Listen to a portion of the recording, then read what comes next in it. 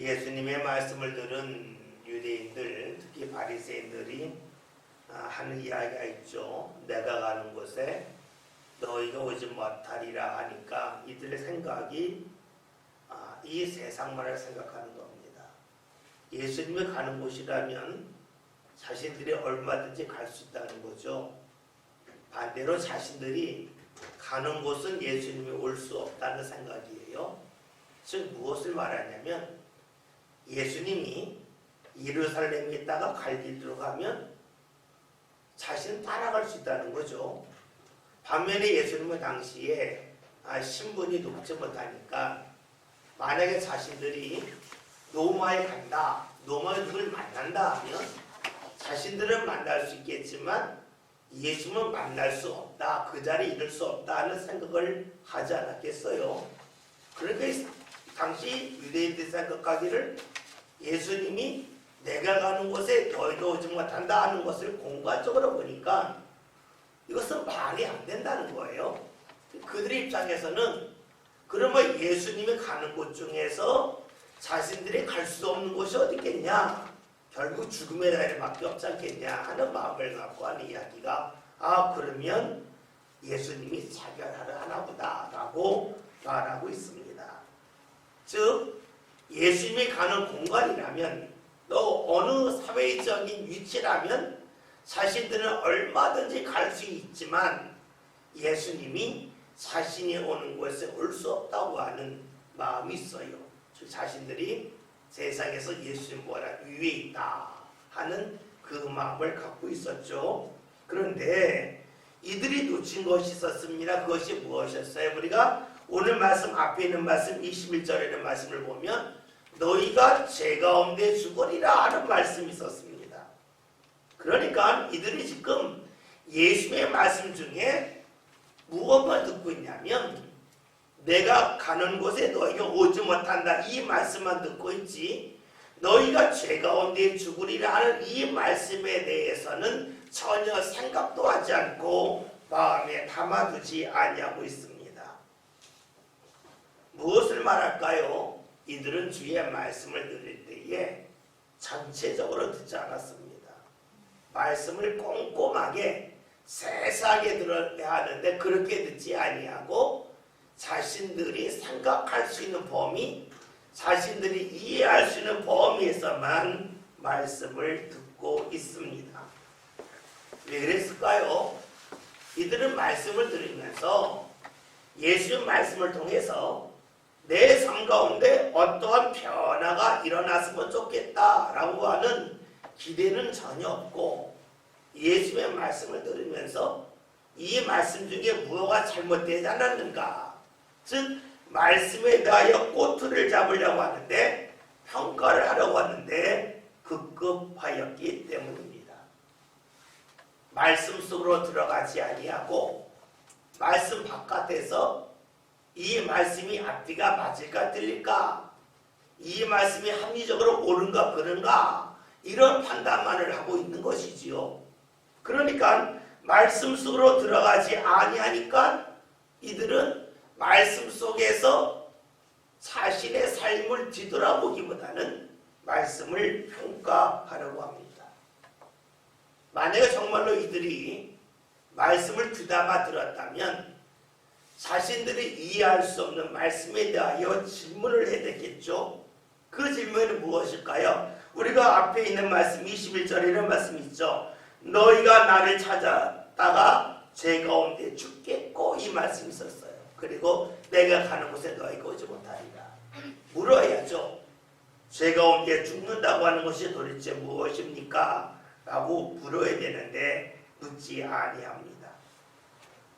즉 자신들의 죄가 무엇인지, 그리고 그 죄에 대한 결과로 죽는다고 하는 것이 무엇인지에 대하여 물어야 되는데 묻지 아니하고 평가하려고 합니다. 생각해 보세요. 학생들이 학교에서 공부를 합니다. 선생님이 설명을 해요.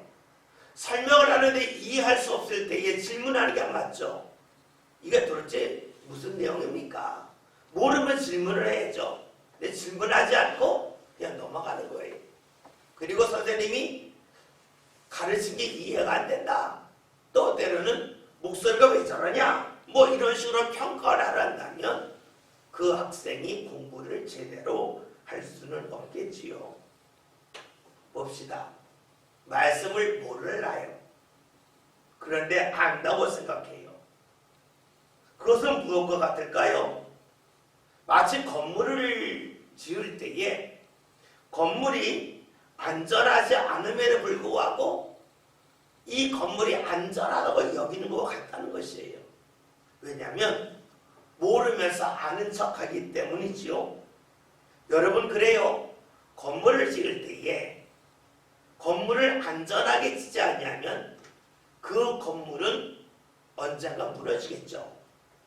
근데 그 건물에 들어가면서 이 건물은 무너지지 않을 거야. 나는 확실히 믿어. 라고 말한다면 그것은 믿음이 아니죠. 그것은 오만일 뿐입니다.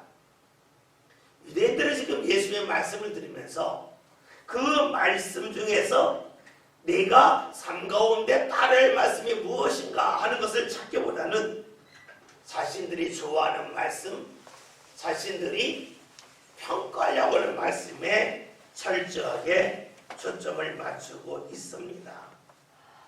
왜 그랬을까요? 그 이유는 자신들이 말씀을 들으면서 나는 올바른 사람이야 라고 하는 스스로의 자부심이 강했기 때문에 그래요. 그러니까 제 가운데 죽는다 하는 말씀을 들을 때에 이것은 내가 들을 말씀이 아니야. 나는 제 가운데 안 죽어. 나는 괜찮아. 이런 나름대로의 자신에 대한 의로움, 그것에 확신이 있었죠. 그러니까 말씀을 제대로 듣지 못하여 자기 중심적이기 때문입니다. 말씀이라고 하는 것은 사실 글자보다 더 중요한 것이 말씀하신 분의 마음을 아는 것이 되겠죠. 왜냐하면 말씀은 마음을 표현하기 때문입니다. 만약에 우리가 말씀을 대할 때에 말씀을 주시는 분의 마음을 전혀 생각하지 아니하고 글자만 읽은다면 해석을 잘못할 수밖에 없어요. 성경에서도 그런 것에 철저하게 경계하고 있어요. 한번 성경 찾아볼까요? 베드로후서 3장 16절 한번 찾아봅시다. 베드로후서 3장 16절입니다. 신약성경 387면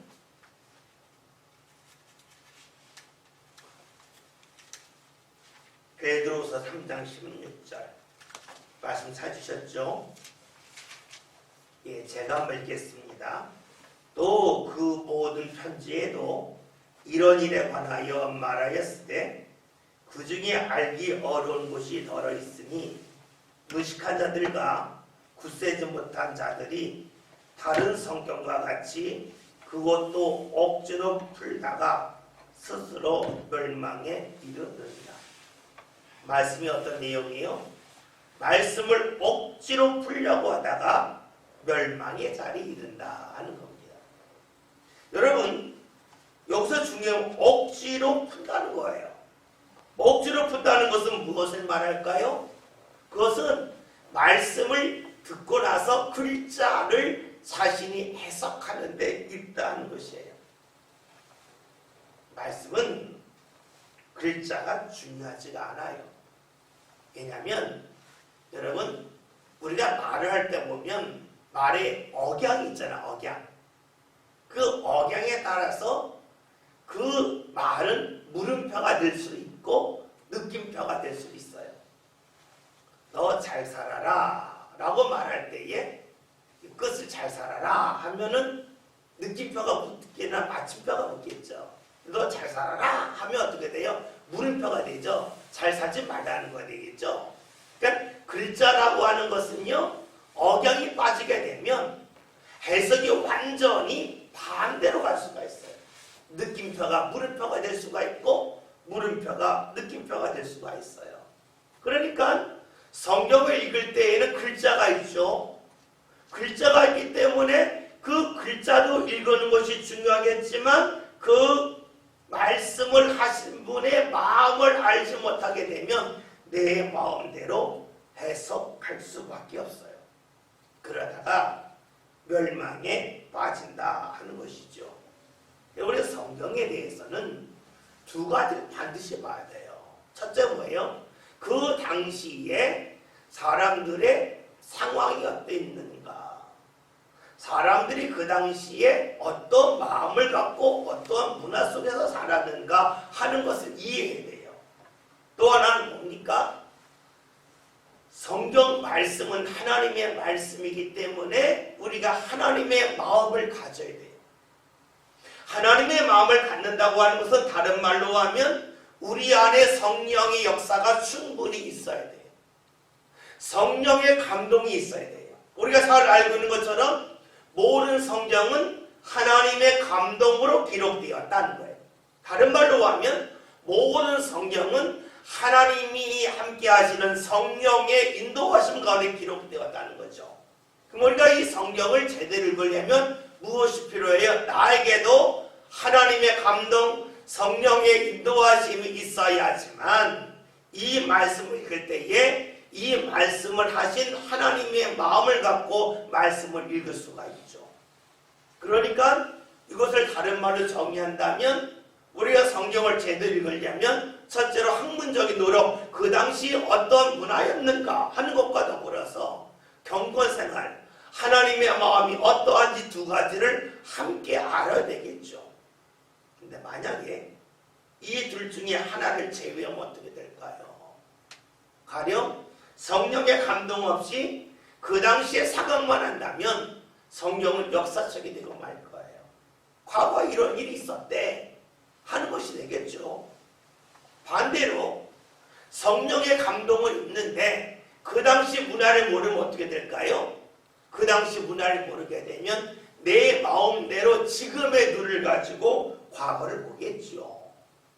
우리가 예전에 요한계시록을 보았지만 요한계시록을 읽을 때에는 반드시 그 당시에 문화를 정확하게 알아야 되겠죠. 전라도 사람들이 하는 말 중에 거시기라는 말, 거시기. 거시기라는 말을 알려면 어떻게 돼요? 거시기만 쓰면 모르죠. 그 앞뒤에 어떤 말이 있었는지를 알면 거시기의 뜻을 아는데 그냥 거시기라고만 하면 그것이 뭔지 모르잖아요. 말이라고 하는 것은 앞뒤를 알아야 돼요. 다시 말하면 문화를 알아야만 그 말의 뜻을 알 수가 있겠죠. 지금 예수님께서 말씀을 하실 때에 유대인들은 어떻게 했습니까? 말씀을 글자로만 보는 겁니다. 글자로만 보니까 주의 말씀을 제대로 이해하지 못하죠. 예수님이 이해하지 못한 이들에게 설명을 해줘요. 그 설명이 23절인데요. 23절 말씀 제가 읽을게요. 예수께서 이르시되 너희는 아래에서 났고 나는 위에서 났으며 너희는 이 세상에 속하였고 나는 이 세상에 속하지 아니하였느니라. 말씀을 보세요.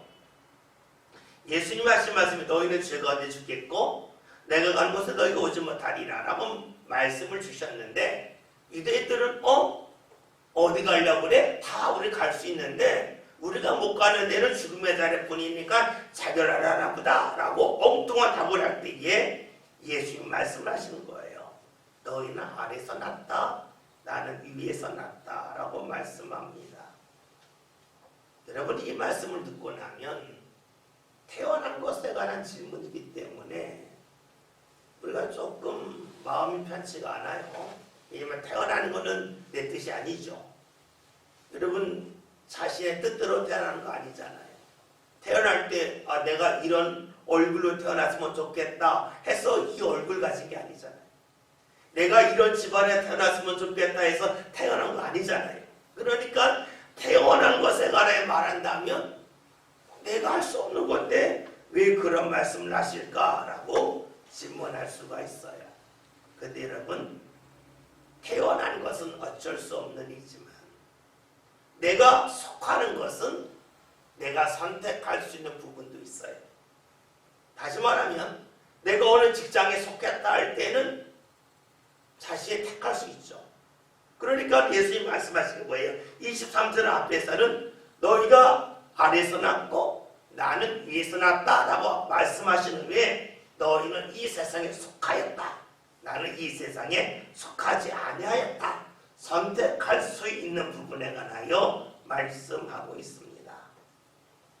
그러면 여러분, 예수님이 낫다고 이야기할 때에 이 공간을 말할 것인가 하는 겁니다. 여러 번 말씀드렸지만 우리가 요한복음 읽을 때 낫다라고 하는 말을요, 출발점으로 보면 이해가 쉬워요. 다시 말하면 예수님이 너희가 세상에서 낫다, 아래에서 낫다고 하는 것은 너희가 생각하고 보는 것의 출발점이 이 세상이라고 보면 좋을 거라 하는 것입니다. 이 세상에서 낫다 하는 것은 이 세상만 본다 하는 것도 될 거예요. 즉 유대인들은 당시에 이 세상을 살아가면서 자신들이 하나님 앞에 갈 생각을 전혀 하지 않았어요. 그러니까 이들의 삶은 이 세상이 다다, 이 세상에 살다가 죽으면 끝이다 라고 하는 마음이 있으니까 예수님이 내가 가는 곳에 너희가 오지 못한다 할 때에 이 세상에서 예수님이 가는 곳 자신들이 얼마든지 갈 수 있다라고 여겼기 때문에 그럼 죽으러 가나 보다 라고 생각하는 것이죠. 하나님의 나라는 이 세상을 벗어난 것을 말하게 되겠죠. 이 세상을 벗어났다는 것은 공간적으로 벗어났다는 뜻도 되겠지만 사람들의 생각을 벗어나서 나타나는 일이 바로 하나님의 일이라고 볼 수가 있어요. 우리가 이사야 55장이라는 말씀이 있죠. 내 생각은 너희 생각과 다르다. 내 길은 너희의 길과 다르다. 하나님이 이사야를 통해 주신 말씀이잖아요.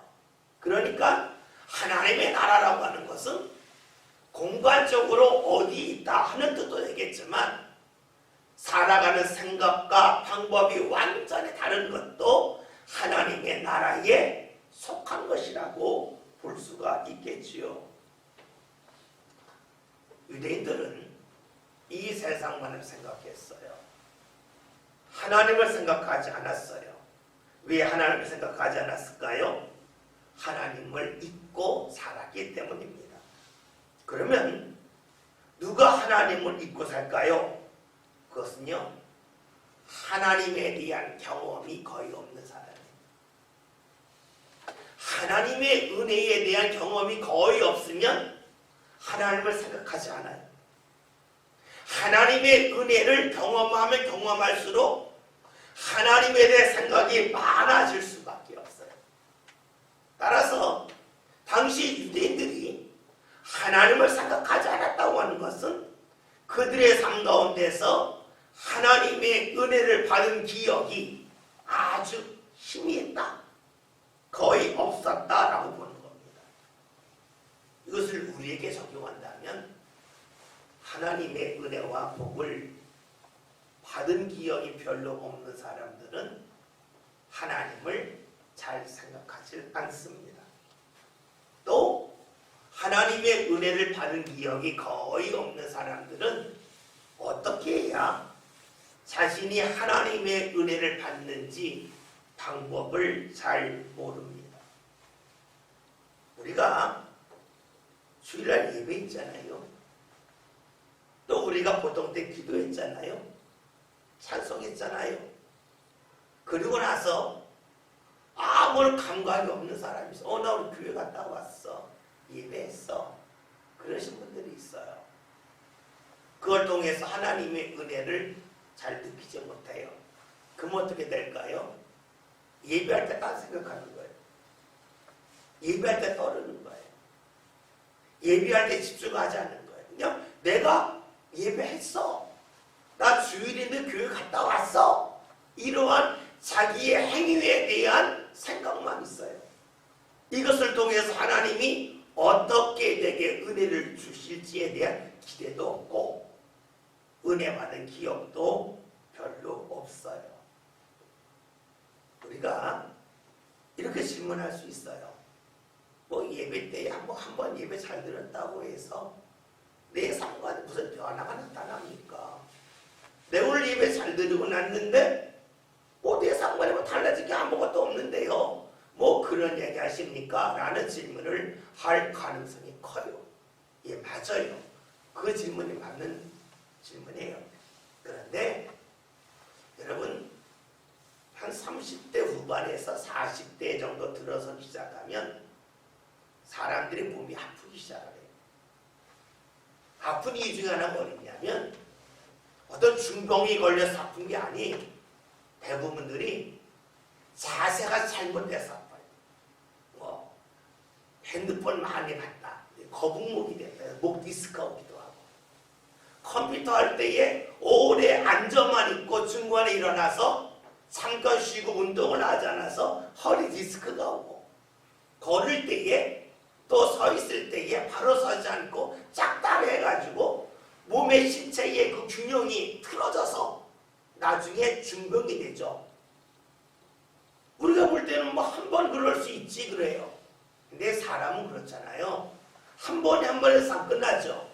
한 번이 습관이 되죠. 그 습관이 어떻게 돼요? 자리 잡는 가운데 맨 처음에 몰랐는데 어느 시기가 되면 그것이 몸의 질병으로 가요. 질병으로 오는 것이 허리가 올 수가 있고 목이 올 수가 있고 팔목이 올 수가 있고 또 뭐 드는 자세가 잘못돼가지고 손목이 안 좋을 수 있고 그쵸? 그러면 여러분 삶의 자세가 잘못되고 나면 나중에 몸 아픈 곳이 엄청 많아지겠죠. 만약에 삶의 자세가 바랐다면 아픈 곳이 없었을 텐데 거의 나타나지 않을 텐데 자세가 잘못돼서 어느 순간 되면 아픈 곳이 크게 늘어납니다. 작은 삶의 모습이 하나 잘못된 것이 한 번에서 안 끝나잖아요. 그러면 하나님이 내가 예배 한 번 잘 들었다고 해서 복을 주시고 한 번 잘못 들었다 복을 거둬가실까? 그러면 주일 지나고 나면 내가 복 받았다가 복을 잃어버렸다가 왔다 갔다 할까? 이게 도대체 뭡니까? 이렇게 질문하겠지만 그것이 아니에요. 한 번 습관이 잘못된 분은 계속해서 잘못된 습관으로 가요. 그러면서 하나님의 은혜를 놓치고 말아요. 여러분 예배하는 것도 보세요. 어떤 분들은 예배를 어떻게 해서든지 드리려고 힘쓰는 분들이 있어요. 그러면 계속해서 예배를 드려요. 어떤 분은 예배를 어떻게 하면 잘 안 드릴까 하는데 초점을 맞추는 분들도 있어요. 예배 잘 안 드리죠. 여러분 그러는 가운데 어떻게 될까요? 우리의 삶 가운데서 하나님과 거리가 가까운 것이 습관이 되는 사람이 있고 멀어지는 것이 습관이 되는 분들이 있습니다. 그것이 무엇일까요? 하나님에 대한 기억, 하나님을 가까이 하고자 하는 마음, 이것이 삶 가운데 많을 수도 있고 적을 수 있다는 거예요. 그러면 질문을 해요. 하나님에 대한 생각이 많으면 그게 도대체 내 삶 가운데 어떤 유익이 있습니까? 참 설명하기 어렵잖아요. 여러분 이런 것 아니겠어요? 여러분이 힘들 때에 어떻게 움직이십니까? 습관적으로 움직이죠. 습관적으로 움직인단 말이에요. 거의 생각할 수 없는 때가 되면 습관적으로 움직여요. 그리고 습관적으로 움직인다는 것은 몸만이 아니라 생각도 습관적으로 움직여요. 대부분이 그래요. 그러면 내가 하나님을 가까이 있으면 어떻게 될까요? 습관적으로 하나님께서 내게 주시는 감동이 있을 때 그 감동을 자연스럽게 따라가게 돼요. 그러기에 우리가 하나님의 인도를 받는다는 것은 어느 순간에 인도를 받는다로 되겠지만 작은 습관 하나하나가 쌓이면서 나중에 그 습관이 자연스럽게 내 삶 가운데 하나의 삶의 행동의 패턴이 되는 것처럼 하나님을 따라가는 것도 자연스럽게 그렇게 될 수밖에 없어요. 그것이 무엇이 됩니까? 하나님께 속한 사람이 되고 하나님과 멀어지는 사람이 되는 것이에요. 제가 여러분들에게 자주 드린 말씀 중 하나가 매주 감사하라는 거예요. 매주 감사하라. 여러분, 이것을 우리가 습관할 때 어떻게 될까요? 자신도 모르게 하나님 앞에 감사합니다는 말이 자연스럽게 나와요. 그런데 감사의 생활을 잘 하지 않는 분들은요, 자연스럽게 감사가 나오기가 어려워요. 사람이 그렇잖아요.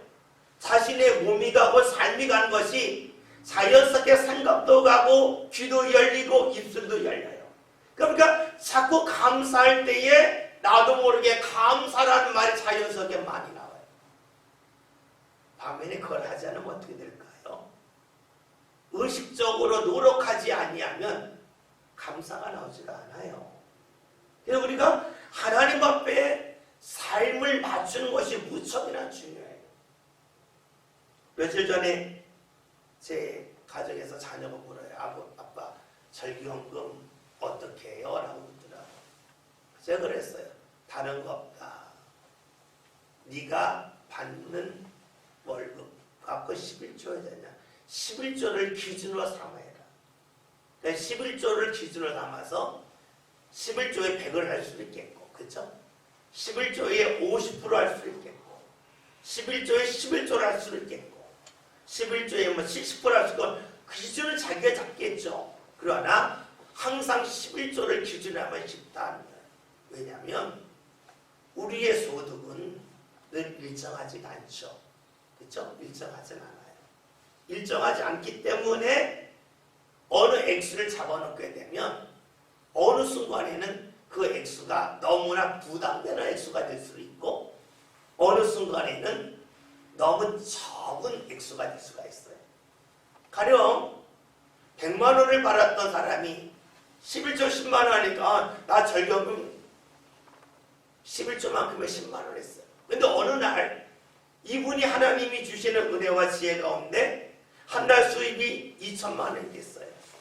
그러면 11조가 200만 원이죠. 한 달에 2천만 원 버는 분에게 10만 원은 굉장히 적은 액수가 되겠죠. 그렇기 때문에 우리가 무언가 할 때는 내가 하나님 앞에 이런 기준으로 해야지. 이 하나님에 대한 생각을 늘 머릿속에 갖다 보면 어떤 일을 하든지 간에 하나님을 먼저 떠올리는 것이 습관이 돼요. 그런데 많은 이들이 하나님 앞에 그런 식으로 잘 하지 않아요.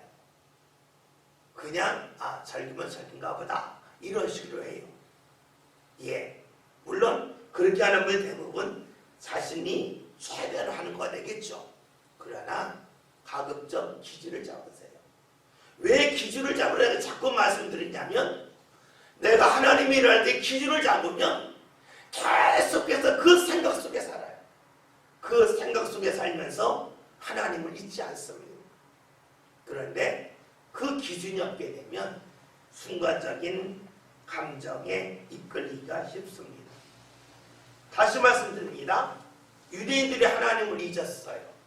왜 잊었을까요? 하나님의 은혜에 대한 기억이 희미하기 때문에 그래요. 하나님의 은혜에 대한 기억이 희미하기 때문에 무엇을 통해서 하나님의 은혜를 받는지 잘 몰라요. 작은 것이 쌓여서 나중에 이것이 자연스럽게 하나님이 주시는 은혜의 통로가 됨을 잘 몰라요. 그러니까 하나님을 잊고 말아요. 그런 사람은 어떻게 될까요? 세상에 속한 사람이 되고 맙니다. 우리가 왜 새벽기도가 중요할까요? 그것은 훈련이에요. 내 삶 가운데 하나님으로부터 시작하겠다, 이거예요. 그럼 우리가 새벽기도면 뭐가 생기냐? 그게 중요한 게 아니에요. 새벽기도함을 통하여 내 삶관에 늘 하나님이 머리에 가장 위에 자리를 잡는 거죠. 그러면 어떻게 될까요?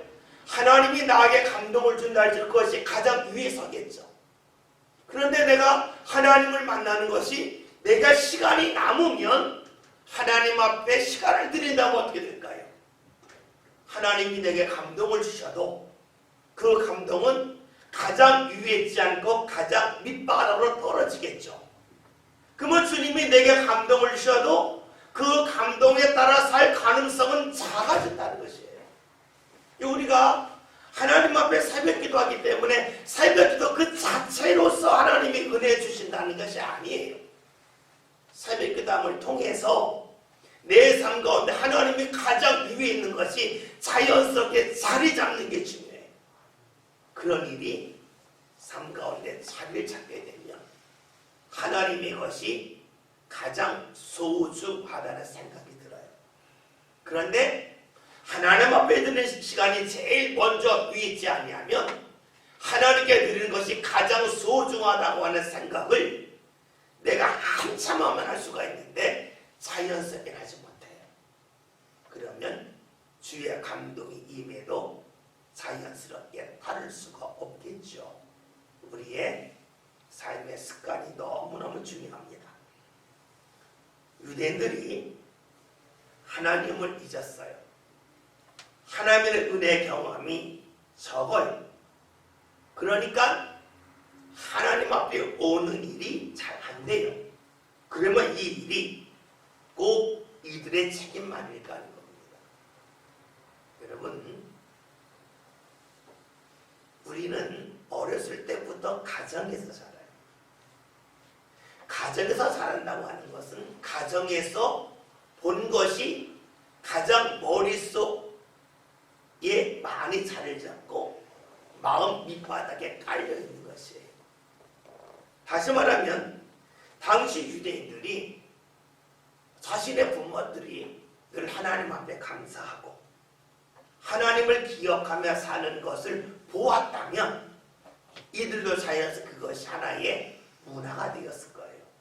삶의 습관이 되었을 거예요. 그래서 어떤 일을 보든지 간에 하나님을 먼저 떠올렸겠죠.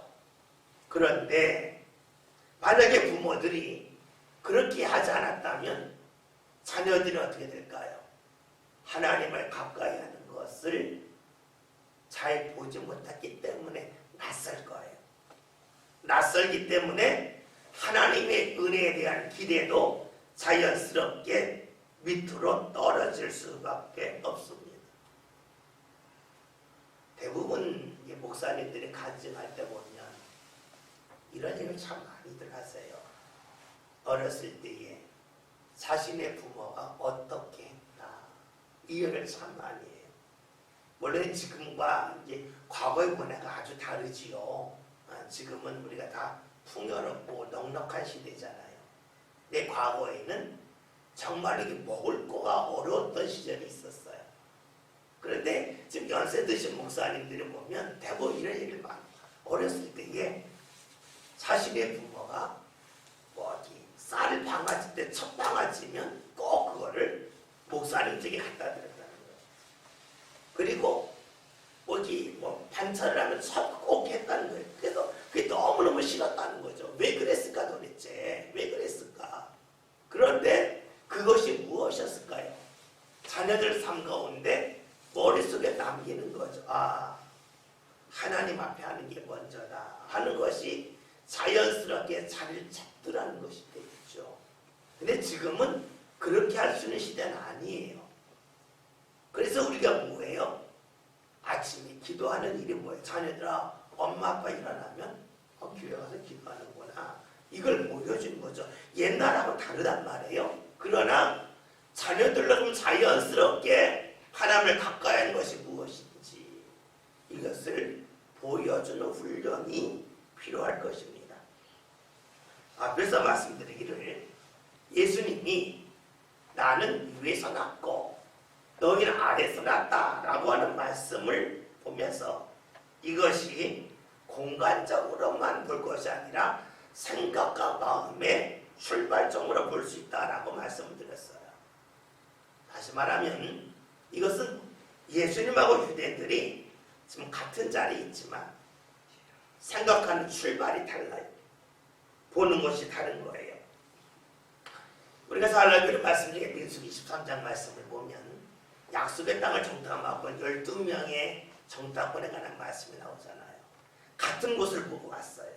그리고 같은 자리에서 말을 해요. 근데 어떻게 말을 해요?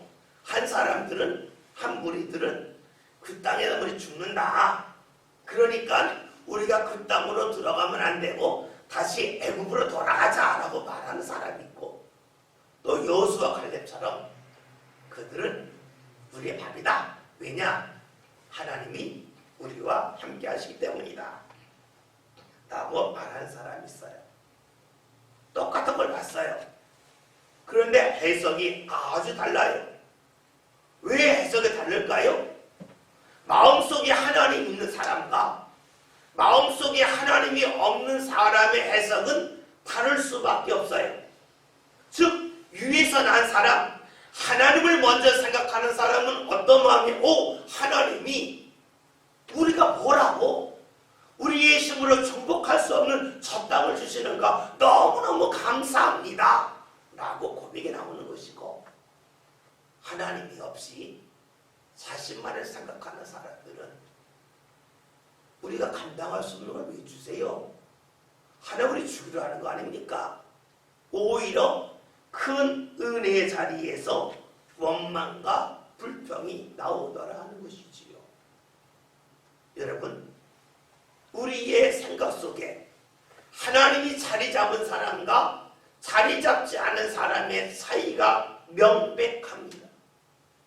다시 말하면 은혜의 기회가 오지만 은혜의 기회가 왔을 때에 하나님이 자리 잡지 않는 사람은 불평, 원망을 하는 거예요. 그것이 뭐예요? 땅에서 난 사람들의 모습이에요. 위에서 난 사람의 특징이 무엇일까요? 주의 은혜가 임할 때에 하나님을 먼저 생각하기에 감사할 수밖에 없다 하는 것이 될 겁니다. 그러니까 중요한 것은 내 발이 어디 위에 있느냐가 아니라 내 생각과 마음이 어디로부터 왔느냐, 어디로부터 시작하느냐가 중요하겠죠. 예배할 때는 마찬가지예요.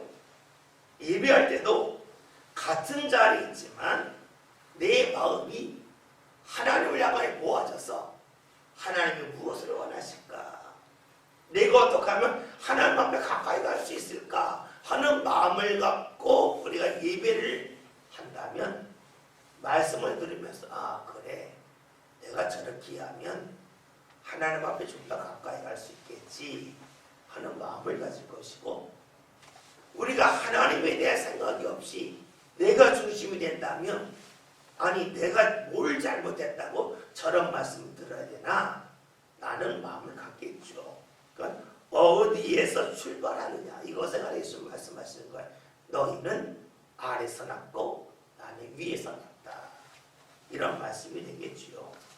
24절 말씀 제가 먼저 앞부분만 읽겠습니다. 그러므로 내가 너희에게 말하기를 너희가 너희 죄 가운데 죽으리라 하였노라. 아멘. 예수님 말씀하세요. 너희는 죄 가운데 죽을 거다. 왜 죄 가운데 죽어야? 너희는 이 세상에 속하였기 때문이에요. 아래서 났기 때문이에요.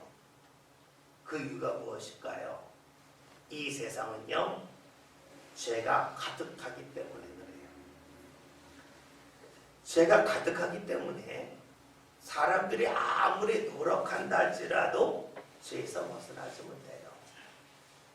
우리가 요한복음 8장이라면 쭉 읽을 때에 꼭 놓치지 않을 말씀이 있습니다. 요한복음 8장 12절에요. 나는 세상의 빛이다. 나를 믿고 따르는 자는 생명의 빛을 얻는다. 생명을 얻는다는 것.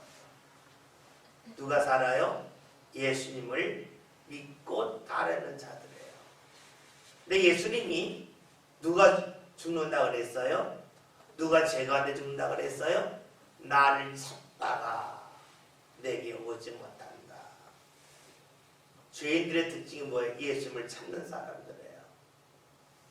죄인에서 벗어난 사람의 특징은 예수님을 믿고 따르는 사람이에요. 즉, 내 생각 속에서 무언가 따라가야지 하는 사람들은 죄를 지진다는 거예요.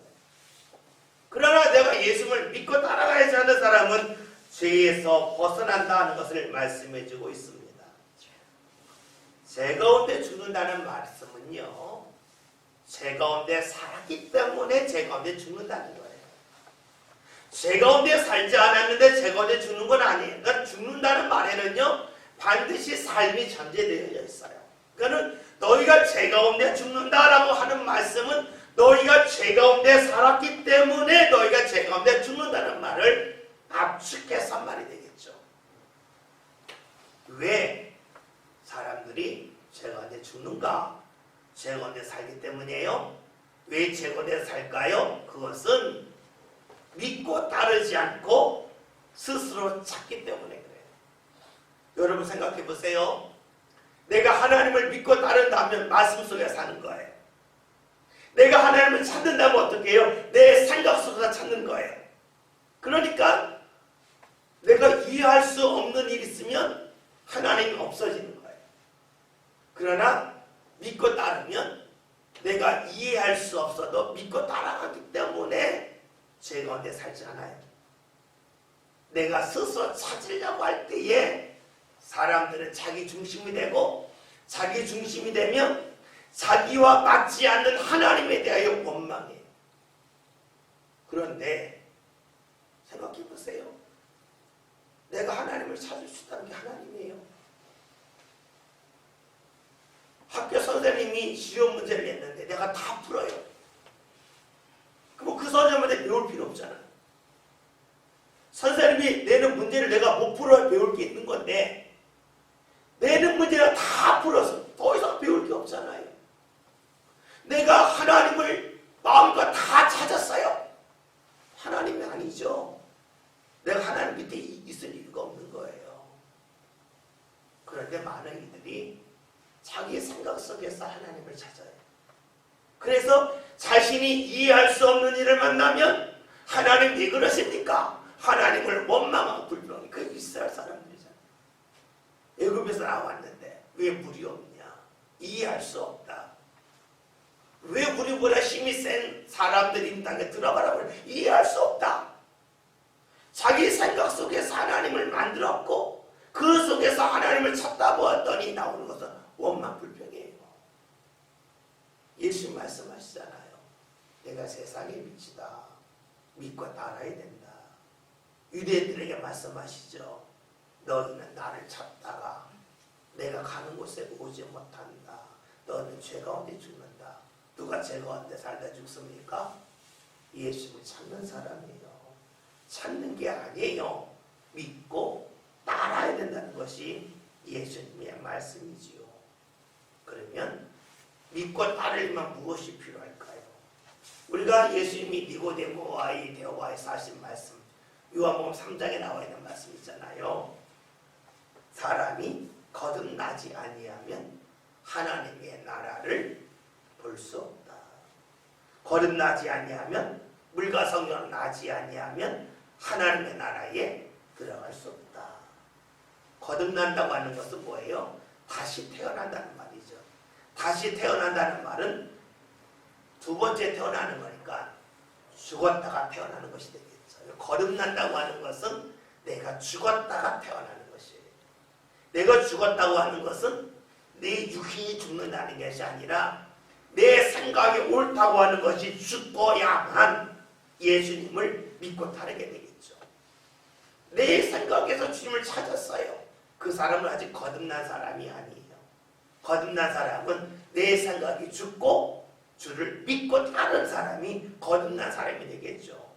그러니까 예수님의 말씀이 너희가 죄 가운데 죽는다. 왜 죄 가운데 죽는가? 죄 가운데 살기 때문에 죄 가운데 죽는다는 거예요. 왜 죄 가운데 살까? 너희가 나를 믿고 따르고 찾는다는 거예요. 왜 찾을까? 그것은 자기 생각 속에서 주님을 만들었기 때문이에요.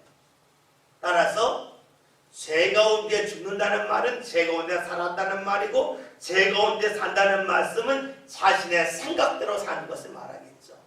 예수님은 말씀하시는 거예요. 너는 네 생각대로 살지 않냐.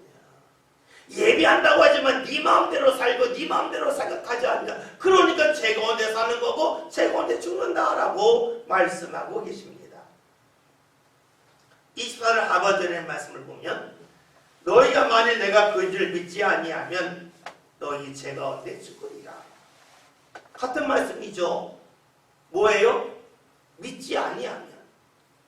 믿고 따라야 되는데 그것이 되지 않으면 죄 가운데 죽는다는 거예요. 차지로 하지 말라는 것이에요.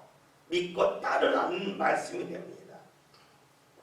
그러면 여러분 예수님을 말씀처럼 내가 그인 줄 믿지 않으면 그러면 예수님이 바로 그분이라는 것을 믿어야 된다는 것이죠. 그분이라는 것이 무엇일까요? 요한복음 8장에 있는 말씀대로 8장 10절부터 쭉 이어지는 거거든요. 8장 12절 한번 찾아볼까요? 요한복음 8장 12절 제가 읽겠습니다. 예수께서 또 말씀하여 이르시되 나는 세상의 빛이니 나를 따르는 자는 어둠에 다니지 아니하고 생명의 빛을 얻으리라. 그러니까 예수님의 말씀합니다. 내가 그인 줄 믿어야 된다. 그 사람이 죄 가운데 죽지 않는다. 이 말씀은 내가 세상의 생명임을 믿는 사람이 죄 가운데 죽지 아니한다. 라는 말씀이 될 겁니다. 예수님은 하나님이 보내신 세상의 빛입니다. 그래서 예수님을 믿고 따라야 된다는 것이지요. 죄 가운데 죽지 않는 방법은 믿고 따릅니다. 죄 가운데 살고 죄 가운데 죽는 이유는 믿고 따르지 않고 찾기 때문입니다. 자신의 생각으로, 자신의 판단으로, 자신의 능력으로 주를 찾는 사람은 결국에는 죄 가운데 빠지고 죄 가운데 살 수밖에 없습니다. 생각해 봅시다. 사람이 죄 가운데서 벗어나지 못하는 이유는 하나님을, 예수님을 믿고 따르지 않기 때문이죠. 그러면 우리가 예수님을 믿고 따르면 죄 가운데서 벗어나서 하나님 앞에 이른다라는 결론에 이르게 되죠. 우리가 예수님을 꼭 기로 진료 생명이다 하는 말씀은 예수님을 믿고 따를 때에 우리가 가는 길이 하나님 앞에 가는 길이 되고 하나님이 원하는 진리대로 살게 되고 그리고 뭐의 생명을 얻는다는 말씀이 될 겁니다. 그러면 하나님 앞에 이른다는 것이 무엇일까요? 하나님 앞에 이른다는 것은 하나님이 어디가 계시니까 거기에 이른다가 되겠죠. 하나님이 계시지 아니하려면 하나님 앞에 간다, 하나님 앞에 이룰 수 있다 이런 말 할 필요가 없잖아요. 우리가 여기서 하나님이 어디 계실까 하는 거예요. 하나님이 어디 계실까요? 우리의 고백이 있죠. 하나님은 먼저 저쪽에 계시다. 저쪽에 피 안에 계시다 하는 것이 되겠죠. 우리가 사실 용어를 사용할 때에 피안 지금 잘 안 쓰이는 옛날처럼 피안이 뭐예요?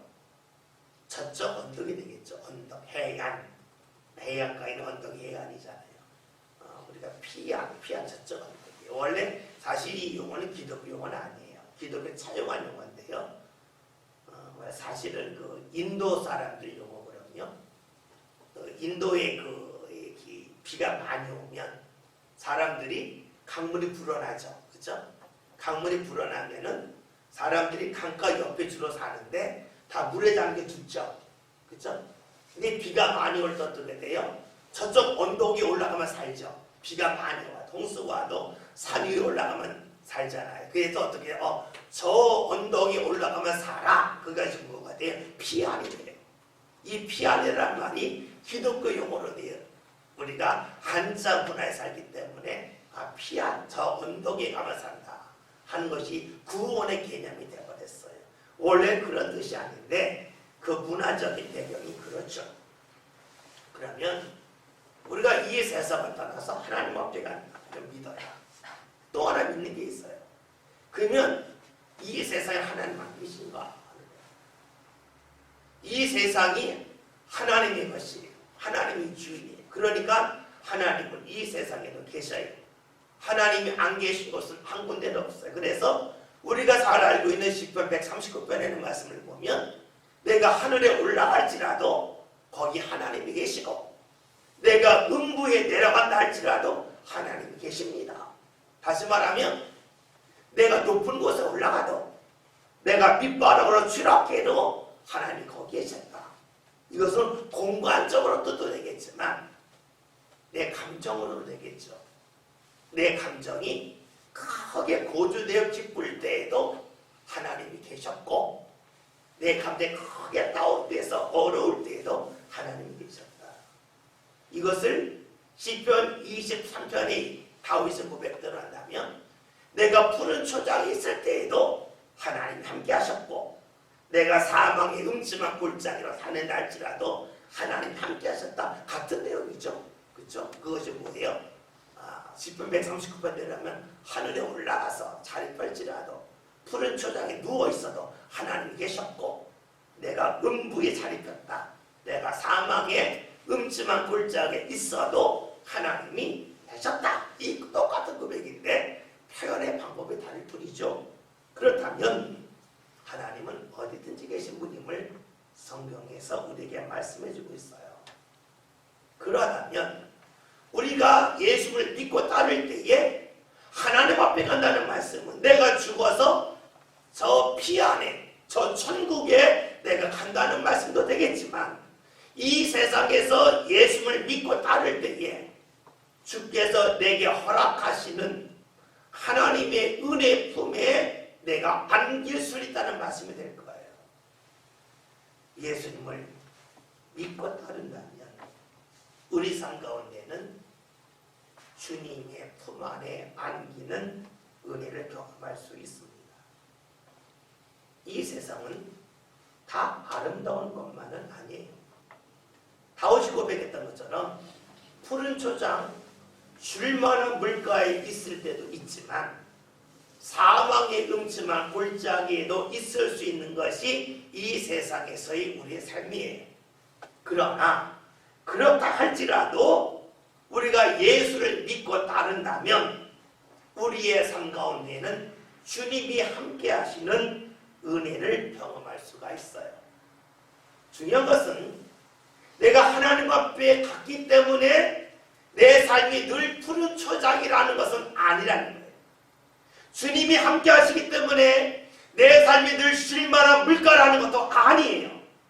주님이 함께 하셔도 사망의 음침한 골짜기일 수도 있고 시편 139편의 말씀처럼 음부 밑바닥에서 자리를 깔 수도 있어요. 중요한 것은 주님이 함께 하심을 통해서 그 자리에서도 주님이 함께 하시는 은혜가 임한다는 것이죠. 오늘 예수님의 말씀은 너희가 죄 가운데 죽는다. 왜냐? 죄 가운데 살기 때문이다. 왜 죄 가운데 사는가? 그것은 너희가 예수님을 믿고 따르지 않기 때문이다. 왜 믿고 따르지 않는가? 너희가 스스로 찾기 때문이다. 스스로 왜 찾는가? 그건 너희가 중심이 되기 때문에 그렇다는 말씀이에요. 그렇다면 이 말씀을 거꾸로 본다면 내가 거듭났다.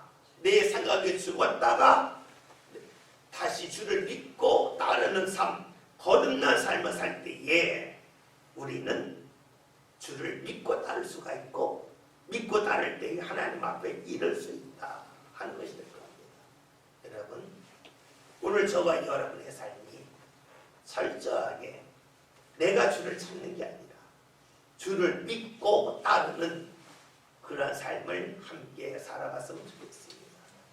그래서 우리의 삶이 죽어서 천국까지 거길 넘어서서 그래 내 삶이 지금 사망의 음침한 골짜기인데 내 삶이 지금 음부와 같은데 주님이 함께 하시네. 주의 은혜가 넘치네. 이러한 삶의 모습이 꼭 있으면 좋겠습니다. 이를 위해서는 앞에서 한번 말씀드릴 거 있죠. 작은 삶의 습관을 잘 잡아야 돼요. 하나님에 대한 기억이 늘 삶 가운데 하나하나 쌓여서 습관이 되어야 돼요. 감사하는 습관, 그리고 하나님 앞에 시간을 누리는 습관, 하나님께 기도하는 습관, 자연스럽게 그것이 쌓이면 자연스럽게 우리는 주를 따르는 삶, 믿고 따르는 삶을 살겠죠.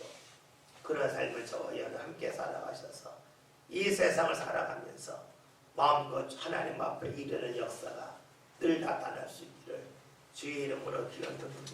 기도합니다.